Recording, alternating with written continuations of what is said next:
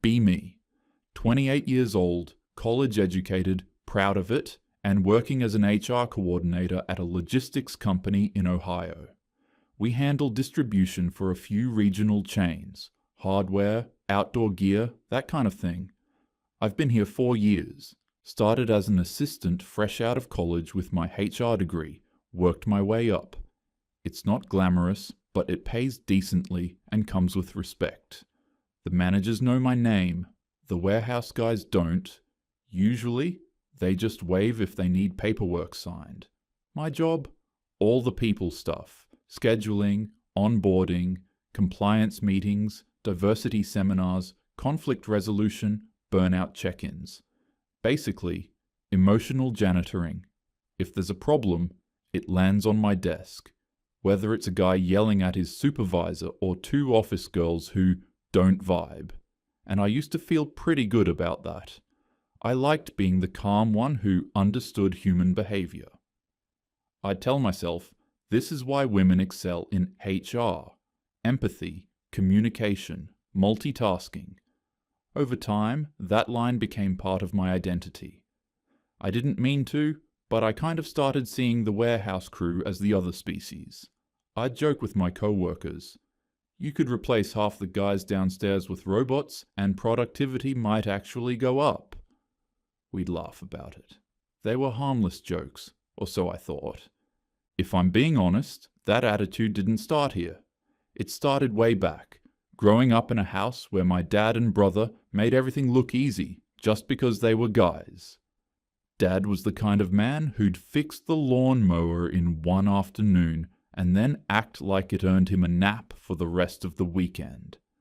Mom, meanwhile, worked full-time, made dinner, kept the house from collapsing, and still somehow got up early to make sure everyone's lunches were ready.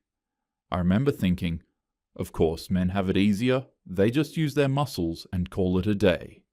Even in school, it was the same pattern.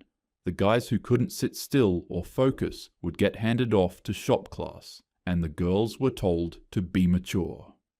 By high school, I'd learned that if you could talk well, read emotions, smooth people over, you were valuable. If all you could do was lift things or fix stuff, you were replaceable. That belief carried me through college too.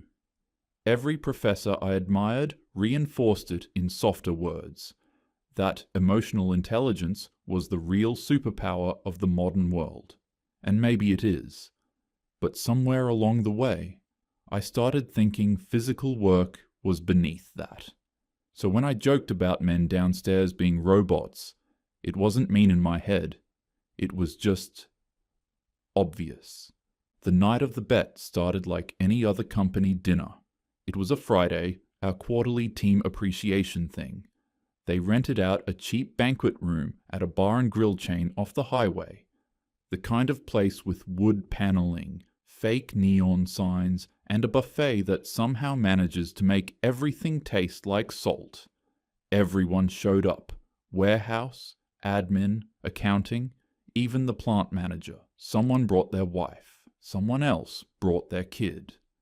The bosses wanted everyone to mingle, so there was this weird mix of polos, high-vis jackets, and pencil skirts. I sat with the HR girls, Megan and Claire, and Kyle from finance. The 4 of us always ended up together at these things, because we could vent about the chaos while feeling secretly above it. About an hour in, people had loosened up, drinks flowing, music humming. Someone from operations was telling a story about a near miss with a forklift, and everyone laughed. Megan leaned toward me and said, "See? They literally break stuff for fun down there. I swear, men have it so easy." I smirked. Right? They show up, do some heavy lifting, then go home and play video games while we're still answering emails. Kyle, half drunk, added, "To be fair, they deal with physical stuff." You deal with people. I'd take their job any day. I rolled my eyes. Yeah, until you have to handle 3 crying new hires because someone made a joke about gender. Everyone laughed. It felt good, like being right in a small way, like confirming what I already believed, that women carry the emotional labor while men get the easy, straightforward paths. That's when I noticed Tony across the room. He was sitting with the warehouse crew, big guys, quiet types, calloused hands gripping beer bottles. Tony wasn't talking much, just listening. He looked over at our table, and I caught his eye for a second. I don't even know why, but I smiled, half mocking, half playful, like, yeah, I said it, so what? He didn't smile back. He just raised his eyebrows slightly, then went back to his drink. Later, he walked past to grab another beer, and the conversation somehow steered toward him again. Megan whispered, "That's the forklift guy, right? The one who barely talks." I nodded. "Yeah, Tony? He's fine, just quiet." And because I had just enough wine to think I was hilarious, I said louder than I should have, "He's got it made. No stress, no drama, just lift boxes and leave. Must be nice." He stopped walking, turned his head slightly, and with this calm, almost amused tone said, "You really think that's easy?" The table went silent for half a beat. I grinned. "Come on, Tony. Be honest. You clock out, go home, forget about work. Must be nice not to have your brain fried from dealing with people all day." He set his beer down on the table edge. "You ever tried doing it?" "What? Warehouse work?" I laughed. "I've done gym classes that were harder." He didn't blink. "Then trade with me for a week." That caught me off guard. "You're serious?" He nodded. "You do my shift. I'll do yours. See who lasts longer." Kyle snorted. "Oh man, I'd pay to see that." Someone from operations overheard and yelled across the room, "Bet she wouldn't make it past lunch." A few others laughed, and suddenly it felt like everyone was watching me. I could have backed down, laughed it off, changed the subject, but I didn't. I felt my pride spike like a jolt of caffeine. "Fine," I said, trying to sound casual. "Let's do it. 1 week. And when I'm still standing at the end, I get to say, 'I told you so.'" Tony tilted his head slightly, like he was studying me. "Sure," he said, "but same rules both ways. No special treatment, no help. You do the work, same as me. Deal." He stuck out his hand. I shook it, ignoring the little surge of nerves when his grip locked around mine. Solid, rough, steady. Someone from the next table called out, "Oh, we've got a bet," and laughter spread. Megan giggled. "You're insane, Jess." "You're really going to do that?" I shrugged. "Why not?" It's time someone proved men exaggerate how tough their jobs are. Tony just smiled faintly and said, "Then we'll see." That line, simple, almost boring, stuck in my head all night. On the drive home, I was still buzzing from it. I replayed the handshake, the laughter, the way everyone seemed sure I'd fail. I told myself that was what motivated me, proving them wrong. But deep down, I think it was something else too, the thrill of being challenged, because for once, someone didn't pat me on the head and tell me I was right. He just looked at me like he knew something I didn't. Still, part of me didn't actually expect it to happen. I figured it was one of those drunk office dares that everyone forgets by Monday. Even if someone brought it up, I assumed there'd be red tape, safety training, certification, all that technical stuff they always mention downstairs. They have to be licensed to drive forklifts, right? I'd seen the laminated cards clipped to their vests, and I remember thinking, perfect. I'll get out of this on a technicality. Maybe they'd let me shadow someone, lift a few boxes, then call it even. I could still claim victory. Say, I did the work, without actually breaking any rules. In my head, it was going to be funny. I'd show up, make a few self-deprecating jokes, toss around some boxes, collect a few sore muscles for proof, and then go back to my office chair with bragging rights. What I didn't expect was how fast things would move once he told his supervisor. Apparently, there was a way for me to get a temporary permit to operate the equipment under supervision, and the warehouse manager thought the whole idea was great for morale. So yeah, turns out there was no escape clause. I'd be operating the actual machinery, with a quick safety rundown and Tony's word that I could handle it. At the time, that sounded like an adventure. By Monday, it would sound like the dumbest idea of my life. The next morning, I walk into the office as usual, kind of hoping everything blew off. But no, I found out it wasn't a joke. Our boss, Greg, had actually approved the whole thing, said it was a great way for everyone to appreciate each other's roles in the company.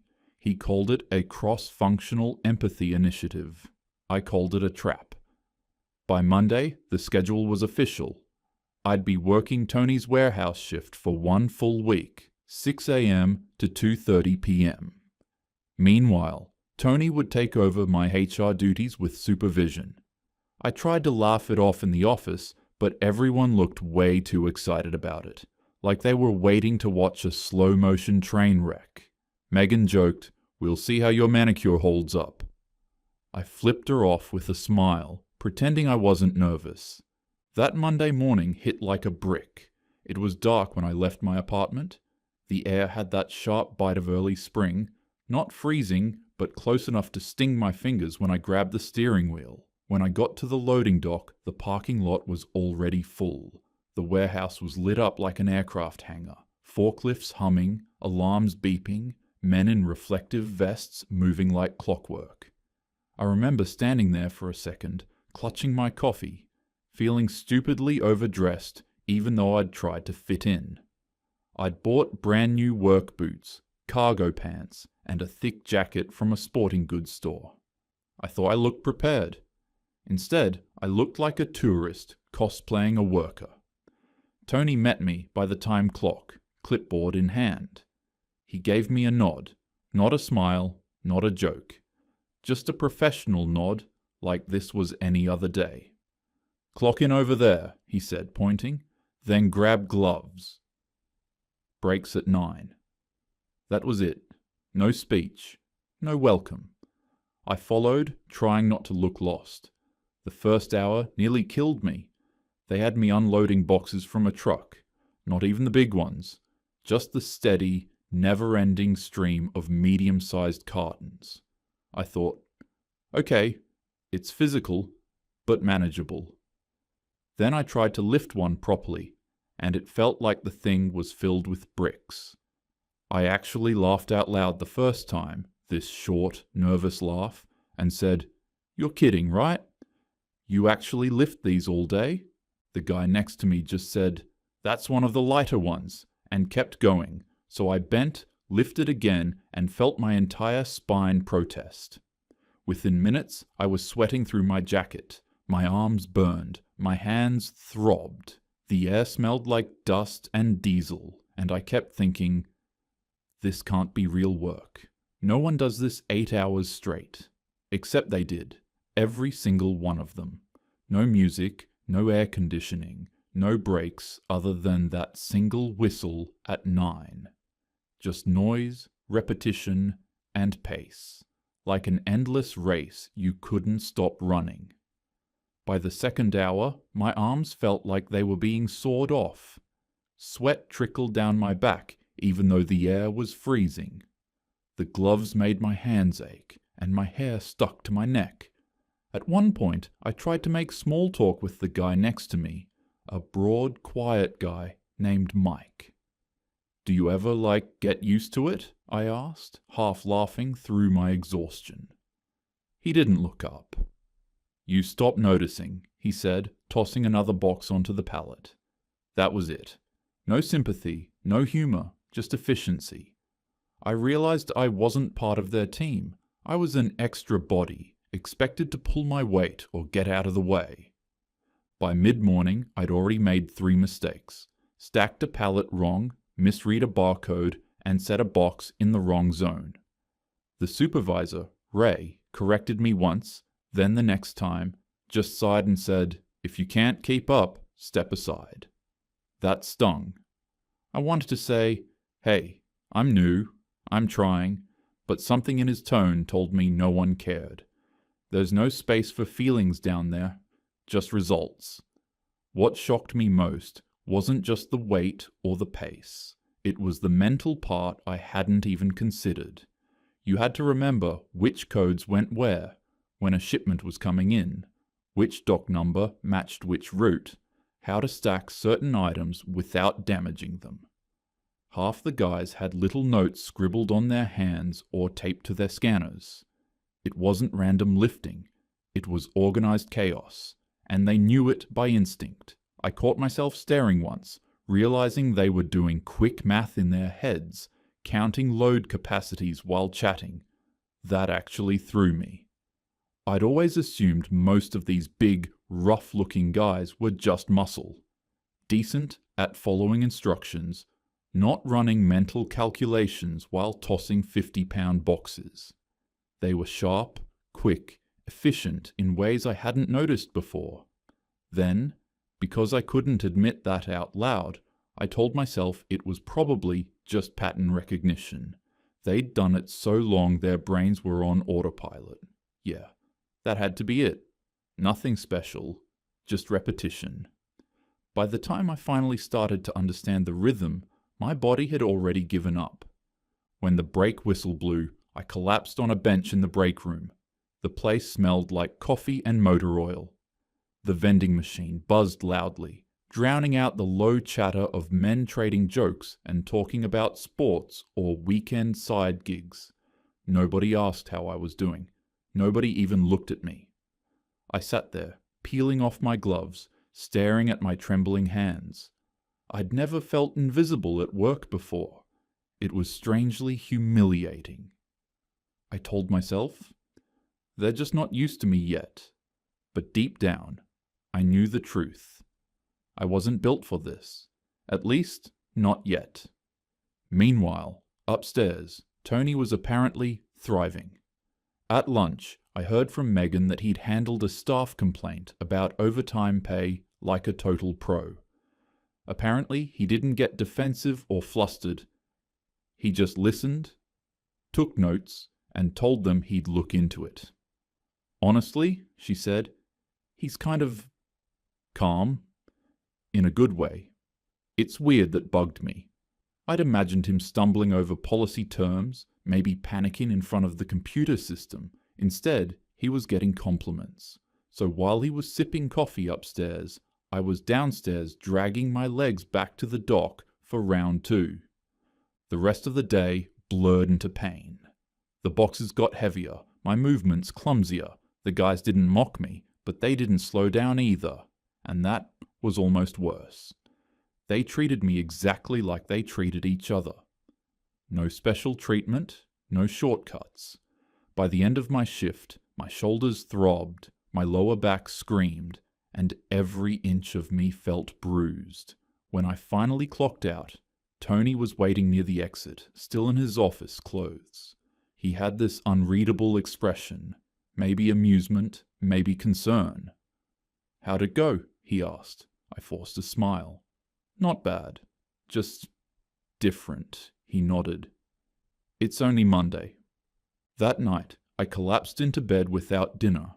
My arms twitched every time I moved. My brain, though, wouldn't shut off. I kept replaying the day, how no one praised me for trying, how no one cared that I was exhausted. It wasn't cruelty, it was just normal. They all lived like that every day, and no one made a speech about appreciating their effort. I told myself I'd adapt. I just needed a good night's rest. But deep down, for the first time, I wondered if I'd been wrong about something big. By Wednesday, I'd stopped pretending it wasn't killing me. Every morning started with pain. My palms were torn despite the gloves. My shoulders felt like they'd been sanded down from the inside. The only thing worse than lifting was bending after you'd already lifted 100 times. The men didn't tease me. They didn't coddle me either. They just worked around me, efficient and wordless, like I was a traffic cone someone forgot to move. By Thursday, I could barely grip the scanner. The numbers on the screen blurred. When Ray barked, "Move faster, Jess!" I wanted to snap back, but I couldn't spare the breath. At lunch, I sat alone in the corner of the break room, eating a protein bar I couldn't taste. The others joked about weekend plans, pay cycles, repairs at home. Normal life. I just stared at my hands, red, swollen, cracked, and wondered how anyone did this for years without losing their mind. That afternoon, a pallet caught my boot when I misjudged the angle. Nothing broke, but it hurt enough to bring tears I had to blink away fast. Ray looked over and just said, "Watch your footing." That was the entire sympathy package. Friday morning, I limped into work trying to hide it. The minute I walked in, Greg, our boss, was touring the warehouse with a couple of office people, probably selling this whole swap as some morale thing. One of them, Kyle from finance, spotted me. "Jess, you still doing this? What were you thinking? Your job upstairs was a vacation compared to this?" He wasn't wrong. I forced a grin. "It's fine. Men just like to dramatize hard work," he laughed. "Right." Because 40-pound boxes move themselves, I bristled. "I'm saying it's not special. Everyone works hard." Tony had just stepped off a forklift and caught that. He shut it down with one quiet sentence. "Hard's different for everyone, but pretending it's the same cheapens both." Kyle chuckled awkwardly and walked off, leaving me alone with Tony. I crossed my arms. "So what? You think I can't handle it?" He wiped his hands on a rag. "Doesn't matter what I think. You asked to handle it." That tone, flat, calm, hit harder than any insult. I hated how composed he looked, how he didn't seem tired at all. "You act like it's nothing," I muttered. "It's not nothing," he said. "It's just part of life. Same way you deal with people up there. We all get used to our version of hard. It wasn't defensive or smug, just steady." He added, "Only difference is, when ours hurts, no one calls a meeting about it." I didn't have a comeback. My throat tightened, so I said nothing. By the end of the shift, Greg called everyone in the office to wrap up the experiment. The switch was over, and Monday we'd go back to normal. Everyone clapped like it was a fun team-building success. I smiled for show, nodding through the pain in my shoulders. Tony stood next to me, relaxed, hands in his pockets, like he'd just finished a light jog. Megan whispered, "Guess you lost the bet." I laughed it off. Please, I survived, didn't I? Inside, I knew I hadn't. Not really. When the crowd thinned, I turned to Tony and forced a smirk. "So, congrats." "You proved your point." He shook his head. "Wasn't trying to prove anything." "Work's work. I don't mind any job. I can handle what's in front of me." Something about that certainty made my stomach twist. I tried to keep my edge. "You say that like it's some deep wisdom." He smiled faintly. "Nah. Just experience." I rolled my eyes, pretending it was arrogance. It annoyed me how he didn't rub it in. Driving home that night, I was still fuming. Typical guy, acts all modest after proving his point, like he's above it. They always do that quiet, smug thing. Fine. Next time I'll be ready. I told myself I'd start hitting the gym, build some strength, learn how to handle the lifting for real. I'd come back stronger, show them I could do it. Let them laugh now. Next time, I'd be the one keeping up.